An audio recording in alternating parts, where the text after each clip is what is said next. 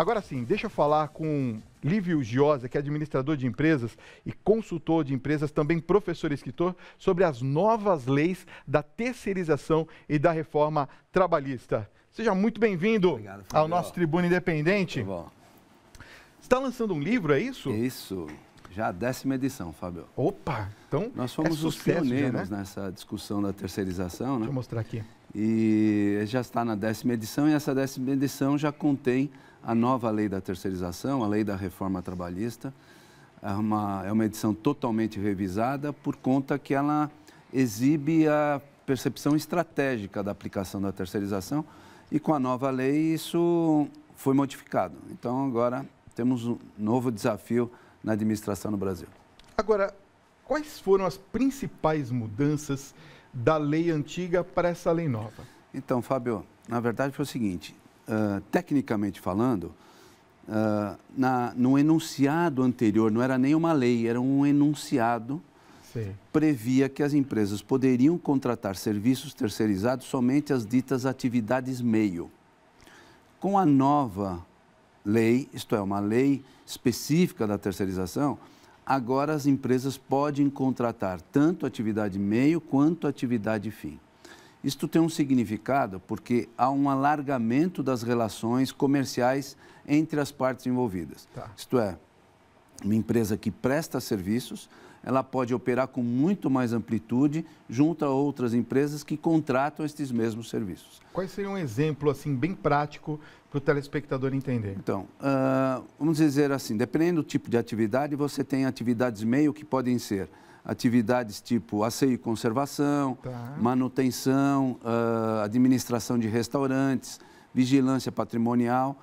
Agora, eu quero ampliar isso para atividades mais específicas, serviços de projetos de engenharia, serviços especializados jurídicos, serviços especializados com profissionais e atividades mais especializadas que ampliam também esta forma de relacionamento entre as empresas. Certo. E aí, no caso, por exemplo, isso gera um impacto direto no mercado Muito. de trabalho, principalmente naquelas pessoas que trabalhavam de maneira CLT, por exemplo, numa empresa e que hoje pode ser substituída por um prestador de serviço.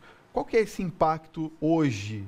Isso, do ponto de vista da lei da trabalhista, nada mudou. Isto é, para os empregados ligados aos serviços terceirizados, a sua segurança enquanto trabalhador se ampliou, inclusive. Tá. Porque ele tem respaldo na lei da terceirização e tem respaldo na lei trabalhista.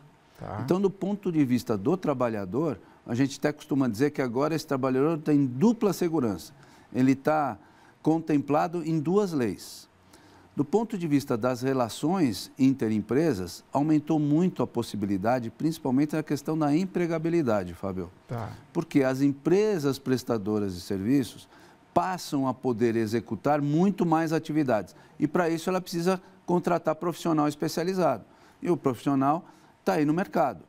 Aquele que está desempregado tem uma chance muito grande de ser aproveitado pelo seu conhecimento por estas empresas prestadoras de serviços, porque elas agora promovem novas atividades no mercado. Tá. E quem tem interesse contrata. Quando contrata, você já precisa ter a mão de obra especializada que vai operar aquela atividade. Vamos falar sobre a questão da responsabilidade? Sim. Daqui a pouquinho. Vamos falar um pouquinho sobre a questão das responsabilidades, Lívio, porque a gente sabe que com essa alteração, evidentemente que também as atribuições e responsabilidades são um pouco diferentes. Nessa mudança, qual que fica a responsabilidade de quem faz uma atividade fim, por exemplo? Normal. As relações entre a empresa prestadora de serviço e a empresa contratante são negociais, são comerciais. Tá. Certo. Cabe à empresa que vai prestar serviço a responsabilidade de entregar aquilo que ela está sendo contratada. Do ponto de vista jurídico, com a nova lei, se deu uma harmonização, uma equalização jurídica. E com isso, a interpretação dos juízes quanto a eventuais processos trabalhistas passou a ser uniforme. Então, a lei provocou esse tipo de intervenção. Quer dizer, hoje se tem uma possibilidade, à luz da lei, de ter um equilíbrio na sua interpretação. Agora, quanto que representa no PIB brasileiro essas empresas? Olha, o setor de serviços hoje tem uma expansividade espetacular, Fábio. Só para você ter uma ideia, as pessoas em geral não têm essa percepção. O setor de serviços no Brasil representa 77% do PIB. Caramba! No estado de São Paulo, 73%. Isso tem um significado quanto à empregabilidade, né? Claro. O Brasil recebe, ou um estado recebe uma grande empresa que vai poder dar um suporte muito interessante do ponto de vista da indústria e do mercado, só que a hora que você vai ver a empregabilidade pelo uso intenso de tecnologia, vai ter lá 30 funcionários, 20 funcionários, 40 funcionários. O setor de serviços não. A hora que você contrata o setor de serviços, ele vem com uma mão de obra intensa, hoje já especializada, e é quem mais acolhe hoje as pessoas que estão disponíveis no mercado. Agora, engraçado que essa nova lei demorou 17 anos para ser aprovada. Se ela é tão boa, por que demorou tanto tempo, hein? Porque tem uma questão política envolvida. Você tinha uma grande disputa entre os sindicatos de trabalhadores, que tinham um domínio político do país, tanto no poder executivo quanto no poder legislativo. E a hora que os sindicatos se envolvem, tem a ver com a base sindical e o imposto sindical. Vou só te dar um exemplo rápido. Um sindicato que detinha determinados funcionários, quando esses funcionários são terceirizados, eles migram do sindicato A e vão para o sindicato B. Então havia uma disputa dos grandes sindicatos que não queriam minimizar a sua base. Isso foram 17 anos de grandes lutas. Quer dizer, foram 17 anos tentando fazer uma harmonização e um entendimento melhor sobre esse tema. Agora, existe algum vínculo de emprego entre a empresa que contratou os serviços da terceirizada e os funcionários da terceirizada? Não, nenhum vínculo.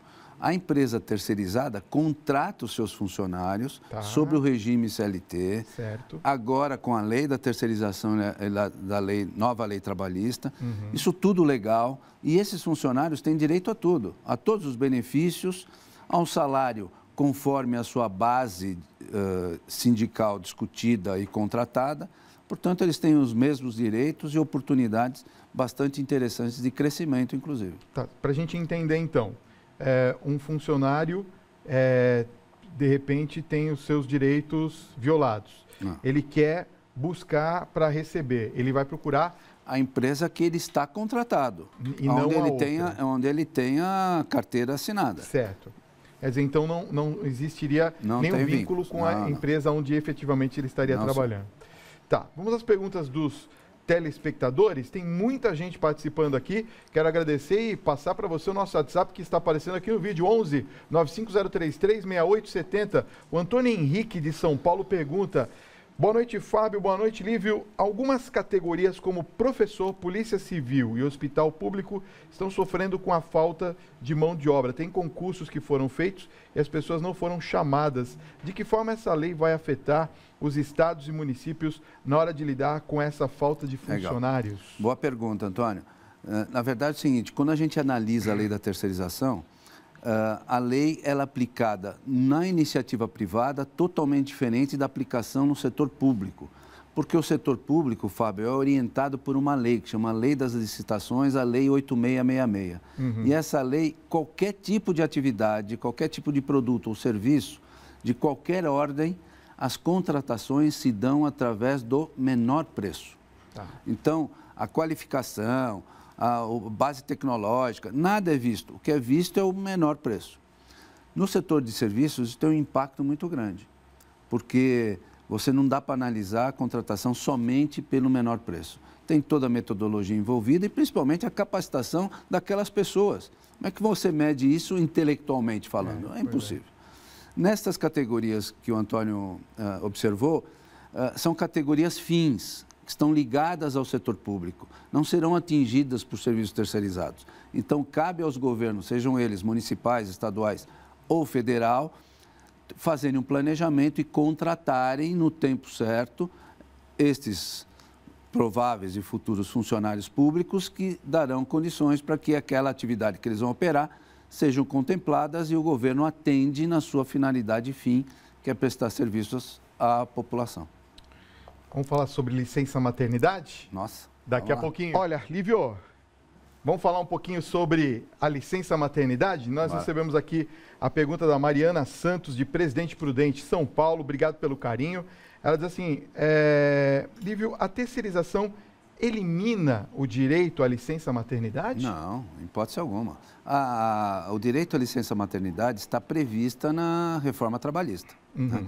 O que ocorreu foi interessante, Fábio. Quando a questão começou a ser discutida no Congresso Nacional, a reforma trabalhista, estava prevista só a reforma em alguns pontos da lei anterior. Só que ao entrar nas discussões, nas comissões e tal, a reforma sofreu várias alterações. O que aconteceu? Após a sanção presidencial, em seguida, os deputados entraram com uma medida provisória para tentar reformar vários pontos da lei que já tinha sido aprovada. Só que passou o período que eles teriam legalmente para discussão e não foi apresentado a discussão adequada. Então, o que está ocorrendo com a lei? A lei está em execução, a lei está sendo avaliada até entre as partes todas envolvidas, e o que a gente espera é que o Congresso, daqui 2 anos, fará, sim, algumas revisões, e muito provavelmente a questão da lei do auxílio maternidade. Da licença maternidade. Tem uma pergunta aqui do Rodrigo, aqui de Bauru, São Paulo. Ele diz assim, o professor acredita que a terceirização da atividade fim em escolas particulares pode prejudicar o vínculo profissional e a precariedade das atividades profissionais docentes, uma vez que as escolas poderão contratar os professores por semestre? Não. Então, veja bem, a terceirização é uma prática reconhecida mundialmente. Ninguém é obrigado a terceirizar. A terceirização é uma ferramenta de gestão. Ela está na prateleira para ser usada pelo administrador. E o administrador pensa segundo o seu negócio, a sua atividade. Então, ele vai tentar fazer o melhor para a sua atividade. Então, há algumas práticas que, naturalmente, as empresas não decidirão sobre a terceirização, porque isso atinge o que a gente chama o seu core, o seu coração, o coração do seu negócio. Então, ela vai preservar isso para que haja uma boa manutenção da sua operação junto ao mercado ou junto aos públicos com os quais ela se relaciona. Quer dizer, ainda vai demorar um tempinho para a gente ir se acostumando com a lei e acomodando, o mercado, né? Ajusta isso. Ajusta isso. Com certeza. Olha, eu quero agradecer ao professor Lívio Giosa. Deixa eu aqui mostrar mais uma vez o livro. Onde encontra o livro, professor? Em todas as grandes livrarias, no estado de São Paulo, no Brasil. E tem os contatos www.liviogiosa, copie como está no vídeo, .com.br, bate aquela fotinho esperta, depois você entra em contato. O Instagram é @liviogiosa e o Facebook livio.giosa. Ela também pode pedir o livro, não é? Pode. Pode pedir o livro, vai ser muito bacana, vai ser minha próxima leitura. Professor, muito obrigado pela sua presença aqui no nosso Tribuna Independente. Obrigado por ter vindo.